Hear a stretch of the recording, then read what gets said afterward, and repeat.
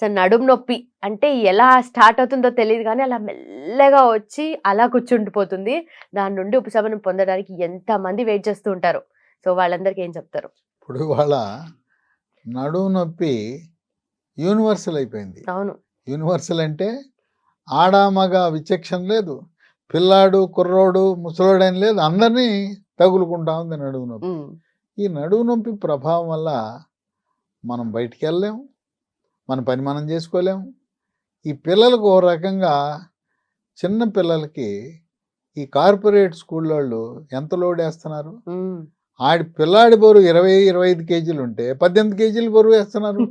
ఆ బరువు మోస్తే నడుము నొప్పి రాకేమొస్తుంది? కానీ చిన్నప్పుడు మోసే ఇప్పుడు మాకొస్తున్నాయేమో అంటే అప్పుడు యంగ్ ఇంత ఏజ్ బరువు వాళ్ళకి. వేసేవాళ్ళు కదా. ఈ కార్పొరేట్ స్కూళ్ళు వచ్చిన తర్వాత లేనిపోయిన బరువు వేసి గవర్నమెంట్లు చెప్పినా వినకుండా బ్యాగ్లెస్ స్కూల్ ఎడ్యుకేషన్ ఇమ్మన్నా వినటం లేదు. ఈ పిల్లలకి గారాబము, ప్రేమ పెరిగిపోయి వాళ్ళకి ఈ జంక్ ఫుడ్, ఫాస్ట్ ఫుడ్. హ్మ్.